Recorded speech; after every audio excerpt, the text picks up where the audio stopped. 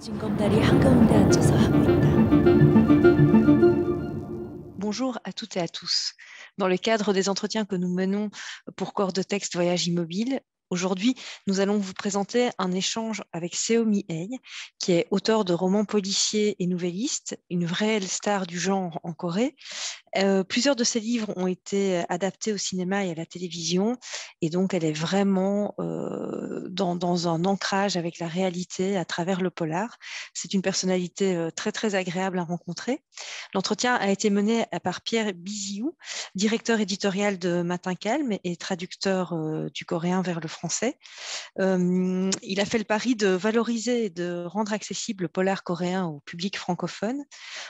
Cet entretien sera aussi suivi par Camille, stagiaire de Matin Calme, et moi-même, nous étions donc tous ensemble pour partager l'univers et les préoccupations de Seo Mi-hye. Voilà, bonne écoute à tous et à tous. La première de ces questions, c'était qu'est-ce que c'est qu'être une femme écrivain en Corée? Parce que je précise que nous, on s'est rendu compte d'une chose assez amusante, c'est que on a dû publier 10 livres pour l'instant chez Matin Calme, et sur les 10, on doit avoir 6 femmes, je crois. Donc, on est étonné de cette présence le polar coréen. 저는 사실은 처음에 이 질문 받고 되게 당혹스러웠어요. 왜냐하면 한국에서는 더 이상 뭐 여성 작가, 남성 작가 뭐 이런 식으로 분류하지 않거든요. 그게 제가 대학 다니던 80년대에 사실은 그 경계가 이미 허물어져 있었어요. 이게 그 어떤 남성, 여성이라는 단어를 앞에 붙임으로 해서 편견을 가지게 되고 어떤 고정관념을 갖게 되는 측면이 있어서 사실은 그런 부분에서 굉장히 많이 이렇게 문화적인 그 변화랄지 이런 것을 겪으면서 이제 더 이상 남성, 여성 작가로 구분하지는 않죠. 지금 말씀드릴 수 있는 거는 제가 이제 영화나 드라마 쪽도 그리고 이제 장르 소설을 하고 있는데 거기에 여성 작가들이 훨씬 많은 건 사실이에요. 드라마 쪽 같은 경우에는 90% 이상이 여성이고 영화는 아마 한 70% 이상이 여성이고 그 소설 쪽도 지금 꾸준히 책을 내거나 활동하고 있는 작가들의 한 60% 이상? 뭐 이 정도가 다 여성 작가들인 거 사실이에요. 그리고 또 잠깐 찾아보니까 올해의 그 유수의 문학상을 타는 10개의 후보작 중에 6편, 7편 정도는 여성 작가들이긴 하더라고요. 그러니까 지금 피에르가 얘기하신 것처럼 여성 작가들이 굉장히 많이 활동을 하고 있는 건 사실이죠. 그리고 그렇게 그 여성 작가들이 더 많은 이유에 대해서 조금 생각을 해봤는데 현대에 들어오면서 문학이나 어떤 컨텐츠들이 굉장히 더 개인 사적인 이야기 이런 거에 관심을 더 가지고 그리고 또 인간 관계에서 오는 어떤 그 친밀한 관계에서 오는 이야기들, 문제점들 이런 것들을 다루고 있는데 그런 거에 있어서는 사실은 남성보다 여성들이 훨씬 더 그 예민하다고 할까요? 그런 것을 더 이렇게 잘 그려낼 수 있다고 할까요? 이런 측면이 있어서 여성 작가들이 훨씬 더 많이 좀 공감을 받을 수 있지 않을까 그런 생각을 합니다. Pour rebondir là-dessus, tu as manifestement beaucoup d'empathie pour tes personnages, et on va parler de Bonne Nuit Maman. Hop. Voilà. Et cette empathie que tu as pour tes personnages, elle vaut pour tous les personnages, y compris les pires psychopathes, semble-t-il. Alors, je voulais te poser la question, est-ce qu'on peut être moral dans l'écriture d'un roman? 문학은 도덕하고는 상관이 없다고 생각하거든요. 비도덕이냐 도덕이냐를 따지는 것이 아니라 도덕을 넘어서는 이야기라고 생각하거든요. 그러니까 그렇게 치면 성경에서도 자기의 그 카인과 아벨처럼 자기의 형을 죽이나요? 뭐 이런 것처럼 비도덕적인 것들이 나올 수 있는데 우리는 그거를 비도덕이라고 말하지 않죠. 이것은 도덕이나 어떤 윤리 이런 것을 벗어난 그러니까 그것을 넘어서는 인간에 대한 탐구인 거거든요. 그러니까 이것이 제가 어떤 그 살인마를 이해한다라고 하는 것은 사실은 그 사람이 사회적으로 비사회적인 어떤 성향을 가지고 있는 존재이라는 측면의 그 이야기를 하는 거지, 이 사람에 대해서 어떤 비판을 가하거나 이 사람이 도덕적이거나 아니면 뭐 비도덕적이야, 나빠 이렇게 얘기하는 것이 아니라는 생각이 들거든요. 관찰자에서는 어떤 그런 판단 기준을 가지고 보는 것이 아니라 이 사람은 하나의 객체를, 인간이라는 객체를 놓고 내가 이 사람을 어떻게 이해할 것인가에 대한 걸 하는 거거든요. 그러니까 저는 문학이라는 것 자체가 이미 인간의 내면을 파고 들어가면서 그 사람을 우리가 어떻게 이해할 것인가를 하는 작업이기 때문에 이거는 도덕적이어야 된다라는 것보다는 그 도덕을 넘어서는 작업이라는 생각을 하고 있습니다. 같이 얘기할 거는요, 그 윤리나 도덕이라는 것도 사실은 되게 상대적인 거거든요. 그리고 그 시대에 따라서도 또 달라지고요. 지금은 사실은 그러니까 대한민국을 예로 든다고 하면 예전에는 동성애라는 문제에 있어서 굉장히 사회적으로 이건 비윤리적인 거고 사회적으로 용납할 수 없는 이런 거라고 얘기를 했거든요. 근데 지금은 사회적인 분위기로 왜 그 개인의 행복을 막느냐, 그것은 개인이 가지고 있는 취향이고 성적인 취향이고 그 사람이 그 존재가 그렇다는 것인데 왜 우리가 그 사람의 정체성에 대해서 논리를 따지고 윤리를 따지고 하느냐, 이런 거죠. 그러니까 그 시대에 따라서 다르고 또 어떤 사회에 속하느냐에 따라서도 이 그 윤리나 도덕이라는 것이 흔들리기 때문에 과연 그렇다고 하면 그것이 바람직한 어떤 잣대인가, 작가는 계속 그거에 대해서 물음을 던질 수밖에 없는 거죠. Alors justement, Ha Yeong, ton héroïne, ta jeune héroïne de Bonne Nuit Maman, que nous ne jugerons pas, est-ce que tu peux nous dire un petit peu d'où elle vient, d'où vient ce personnage? 네, 저는 주로 그 어떤 소설의 소재를 실제 있었던 범죄 사건이나 이런 데서 찾거든요. 그래서 잘자의 엄마에 나왔던 하영 같은 경우에도 세계의 여러 나라에서 있었던 살인 사건들을 검색하다가 제 관심을 끌었던 어떤 소녀가 있었어요.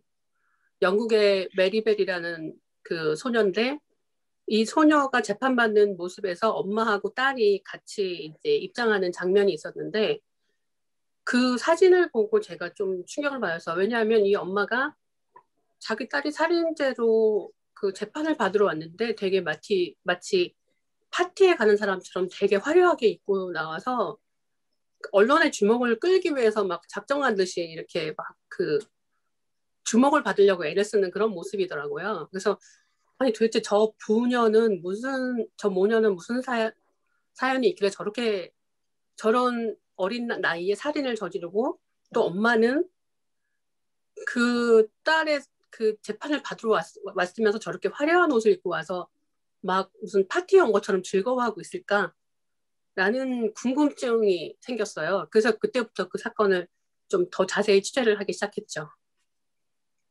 Et plus généralement, quand même, même si tu dis que c'est quelque chose que tu as vu dans un cas réel de meurtre à l'étranger, mais on trouve quand même beaucoup de cas d'enfants meurtriers ou d'enfants maltraités actuellement, je trouve, dans le polar coréen.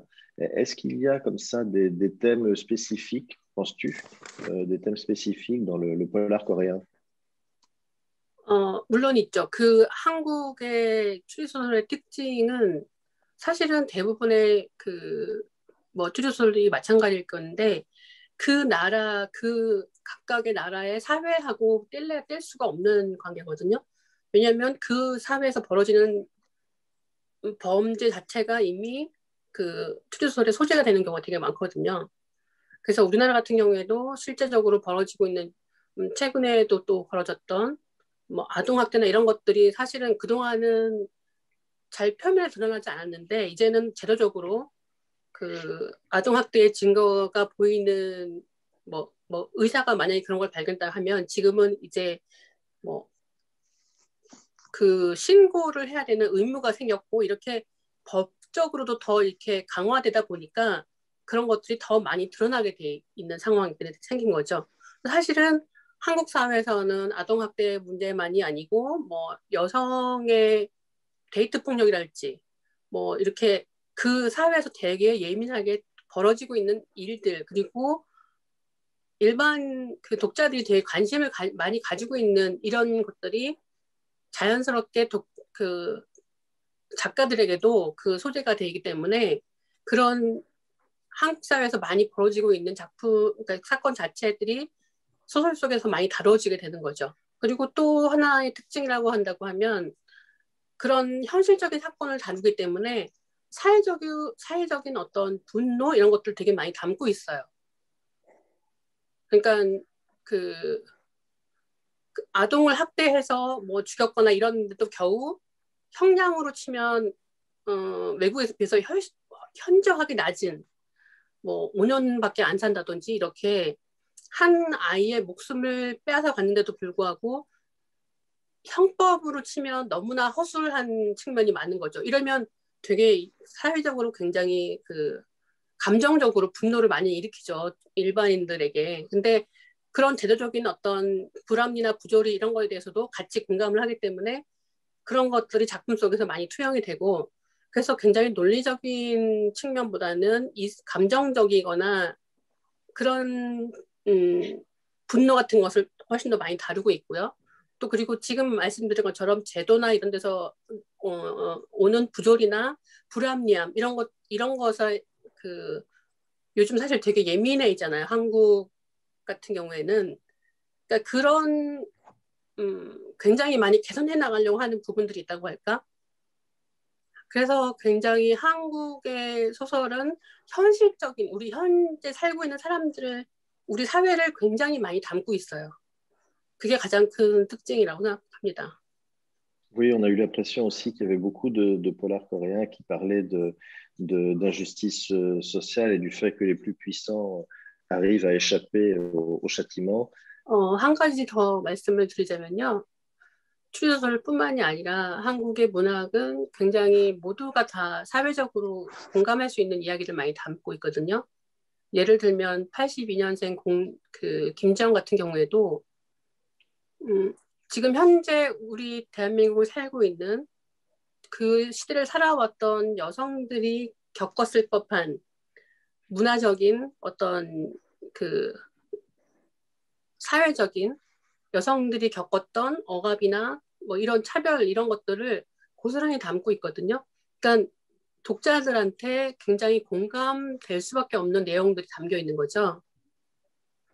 그러니까 주로 그런 작품들이 굉장히 독자들에게 많이 그 반향을 불러일으키게 되는 거죠. 그러니까 지난번에 썼던 작품 당신의 별이 사라지던 밤이라는 작품이 있어요. 그 작품 같은 경우에는 그동안 제가 냈던 책 중에서 가장 독자들이 사랑하고 책도 많이 팔렸고 반응이 좋았는데 저는 그 이유가 역시 어떤 사회적인 공분을 담고 있기 때문이라고 생각하거든요. 그것은 그 우리의 청소년들 문제를 담고 있는데 사실은 세월호부터 출발한 이야기였어요. 그 청소년들이 지금 그렇게 침몰해 가고 있는데도 어른들이 아무도 이 아이들의 문제에 대해서 뭔가 해결하려고 하지 않고 노력하지 않고 그냥 방치해버리거나 아니면 그 뭐 부유층의 아이들은 법망으로 피해 빠져나가고 결국 피해자들은 가난하거나 아니면 그 사회적인 약자인 아이들만 피해자로 남아있는 그리고 무엇도 해결되지 않는 어떤 사회를 담고 있거든요. 근데 그것도 역시 마찬가지로 82년생 김지영처럼 그렇게 사회적인 문제를 담고 있으니까 독자들이 훨씬 더 많이 어떤 그 보고 의견을 많이 내고 공감을 하고 이렇게 되는 것 같더라고요. Le roman de Shon Namju a eu aussi un bel écho en France. Ça a beaucoup intéressé aussi le public français. 네, 작가님 안녕하십니까? 저는 한국어를 조금 할 수 있어서 한국말로 질문을 하겠습니다. 네, 고맙습니다. 작가님이 프랑스 독자들이 작가님 쓴 작품 중에 무엇을 발견하기를 좋을 것 같는다고 생각하십니까? 뭐 어떤 책을 권할 수 있으십니까? 지금 잘자요 엄마가 이제 시작이 됐잖아요. 지금 한국 입장에서는 이제 다음 달에 잘자요 엄마 2가 나오는데 편집장님이랑 얘기를 하면서 독자들을 위해서 빨리 3편을 마저 해서 마무리를 해야 되겠다라는 이야기를 했어요. 왜냐하면 2편에서도 너무너무 궁금하게 하고 끝나버리니까 이제 어른이 된, 그러니까 3부는 어른이 된 하영의 이야기거든요. 정말 제가 하고자 하는 이야기가 그 안에 전부 다 들어갈 거여서 아마 그 잘자요 엄마 3부작 하영 연대기라고 이제 우리끼리는 얘기를 하는데 그 작품을 보시면 제가 하고 싶었던 이야기, 사실 제일 하고 싶었던 이야기는 어떤 한 사람이 성장하는데 과연 우리는 무엇을 해야 될까라는 거거든요. 거기서 제가 아까 말씀드렸던 것처럼 메리벨의 그 모녀 관계, 엄마와 딸 이야기를 했는데 어떤 한 아이가 사회적으로 성장해 나가는데 부모뿐만이 아니라 사회적으로, 국가적으로 이렇게 왜 한 아이를 키우기 위해서 온 마을 사람들의 힘이 다 필요하다라고 말하잖아요. 그런 것처럼 근데 우리는 지금 그런 그 아이를 키우거나 이런 그 문제에 대해서 되게 뭐랄까 좀 덜 신경을 쓴다고 할까? 그래서 저는 그 작품을 통해서는 정말 가정적으로 굉장히 바르게 자라는 사람에 대한 이야기를 좀 쓰고 싶었던 거거든요. 그런 부분을 좀 발견해 주셨으면 좋겠고, 그리고 사실 저도 미지여서 프랑스라는 나라 자체가 제 작품이 독자들에게 어떻게 읽힐지가 굉장히 궁금하고 그 기대감이 지금 이제 있는 상황이라고 생각하고 있습니다. 그러니까 처음 만났기 때문에 되게 서로가 설레는 기간이라고 할까요? 그러니까 이 이후에 조금씩 작품을 통해서 알아나가면서 저라는 작가에 대해서 좀 이렇게 파악해 나가시면 좋을 것 같습니다. Merci à tous pour l'entretien et je vais prendre des cours de coréen auprès de Camille, c'est très impressionnant.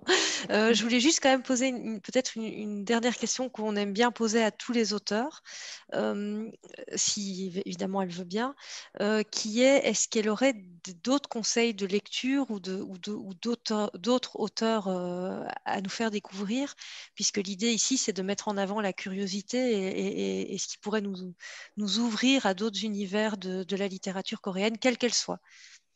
한국에 새로 등장한 지금 신인인데요. 이두원 작가라고 있어요. 네. 지금 책 2권, 이두온. 예. 네, 책을 2권밖에 아직 안 냈지만 저희들이 괴물신이 등장했다라고 표현하거든요. 제가 그 어떤 심사를 하면서 만났던 친구인데 그게 3년 전인데 지금 이제 저랑 또 같은 다른 또 작업을 뭔가 하고 있는데 정말 놓치면 안 되는 작가라는 생각이 들어요. 굉장히 그 글로벌한 어떤 상상력을 가지고 있고 그래서 저는 외국에서도 충분히 여러분들이 한국 스릴러에서 와 이렇게 상상력이 뛰어날 수가 하는 그 작품을 만나보실 수 있을 것 같습니다. 진검다리 한가운데 앉아서 하고 있다.